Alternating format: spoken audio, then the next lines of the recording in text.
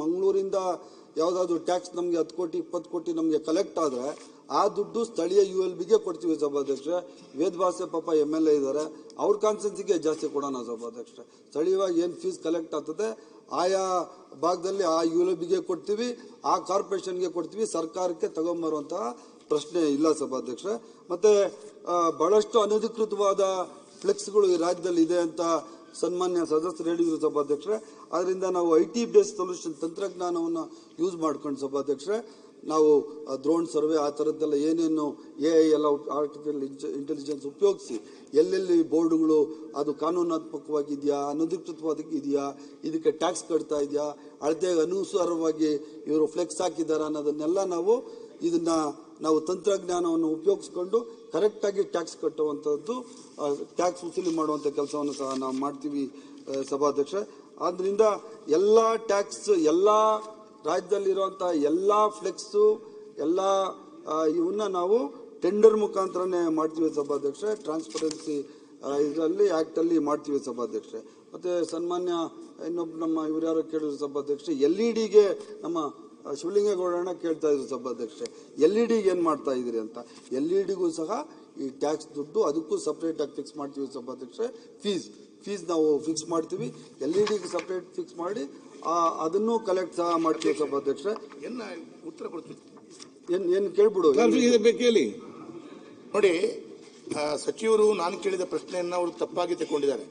ನಾನು ಕೇಳುದು ಏನು ಅಂತ ಕೇಳಿದ್ರೆ, ಬೆಂಗಳೂರಿನಲ್ಲಿ ಇಲ್ಲಿಂದ ಅವರಿಗೆ ಮೊನ್ನೆ ಒಂದು ಪೊಲೀಸ್ ಔಟ್ಪೋಸ್ಟ್ ಚೆಕ್ ಪೋಸ್ಟ್ ತರ ಒಂದು 100-200 ಚೆಕ್ ಪೋಸ್ಟ್ ಅಲ್ಲಿ ಯಾರೋ ಒಂದು ಕಾಂಟ್ರಾಕ್ಟರ್ ಬೆಂಗಳೂರಿನವ್ರು ಬಂದು ಹಾಕಿ ತಮಿಳ್ನಾಡು ಇರಲಿ ಯಾರೋ ಒಬ್ಬ ಹಾಕಿದ್ದಾನೆ. ಅವನು ಸ್ಥಳೀಯ ಪೊಲೀಸ್ ಇಲಾಖೆಯವರ ಹತ್ರ ಕೂಡ ಯಾವುದೇ ಮಾಹಿತಿ ಕೊಟ್ಟಿಲ್ಲ. ಸ್ಥಳೀಯ ಆ ಜಾಗ ಯಾರ್ದು ಮಹಾನಗರ ಪಾಲಿಕೆ, ಅವರಿಗೂ ಮಾಹಿತಿ ಕೊಟ್ಟಿಲ್ಲ.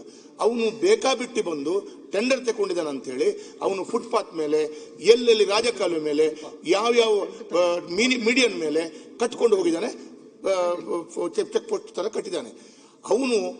ಇವರು ಇಲ್ಲಿಂದ ಟೆಂಡರ್ ಕೊಡ್ಲಿ, ಅಲ್ಲಿ ಬಂದ ನಂತರ ಸ್ಥಳೀಯ ಸಂಸ್ಥೆ ಆಡಳಿತ ಪೊಲೀಸ್ ಇಲಾಖೆಯೊಂದಿಗೆ ಕೂತ್ಕೊಂಡು ಅವರು ನಿಗದಿಪಡಿಸಿದ ಜಾಗದಲ್ಲಿ ಹಾಕಬೇಕು. ಬಿಟ್ರೆ ಅವನು ಖುಷಿ ಬಂದ ಜಾಗದಲ್ಲಿ ಹಾಕಿಕೊಡ್ಲಿಕ್ಕೆ ಅವನ ಅಪ್ಪನ ಜಾಗ ಅಲ್ಲ, ಅದು ಮಹಾನಗರ ಪಾಲಿಕೆ ಜಾಗ.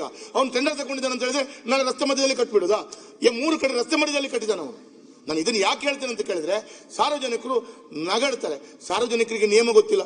ಶಾಸಕರೇ ನೀವೇನ್ ಮಾಡ್ತೀರಿ ನೋಡಿ, ಇಲ್ಲಿ ರಸ್ತೆ ಮಧ್ಯದಲ್ಲಿ ಕಟ್ಟಿದ್ದಾರೆ ಅಂತ ನಮ್ಮ ಹತ್ರ 1000 ಪ್ರಶ್ನೆ ಕೊಡ್ತಾರೆ.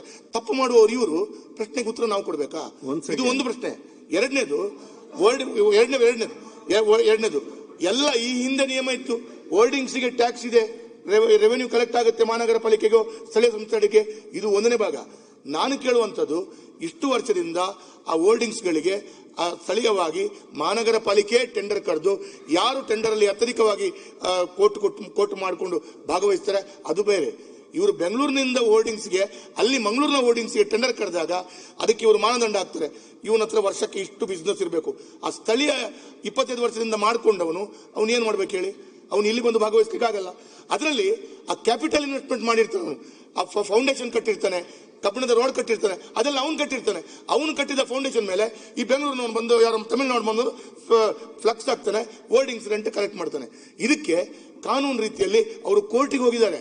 ಕೋರ್ಟಿಗೆ ಹೋದಾಗ UD ಡಿಪಾರ್ಟ್ಮೆಂಟ್ ನ ಮಹಾನಗರ ಪಾಲಿಕೆ ಅಧಿಕಾರಿಗಳು ಕೋರ್ಟಿನಲ್ಲಿ ಹಾಕಿದಂತ ಅರ್ಜಿಯನ್ನ ಹಿಂದೆ ಪಡ್ಕೊಳ್ಳಿ ಅಂತೇಳಿ ಅವರಿಗೆ ಥ್ರೆಟ್ ಕೊಡ್ತಾ ಇದ್ದಾರೆ.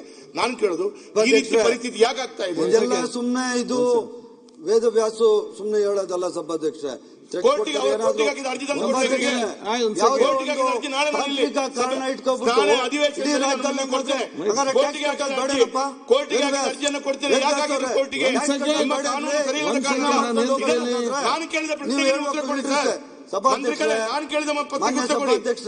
ಬೇರೆ ಮಾತಾಡಬೇಡಿ. ಯಾವುದೋ ಒಂದು ಟೆಕ್ನಿಕಲ್ ಕಾರಣ ಇಟ್ಕೊಂಡ್ಬಿಟ್ಟು ವೇದವ್ಯಾಸು ಕಾಂಟ್ರಾಕ್ಟರ್ ತರ ಮಾತಾಡುವಂಥದ್ದು ಇದು ಸರಿಯಲ್ಲ ಸಭಾಧ್ಯಕ್ಷರೇ.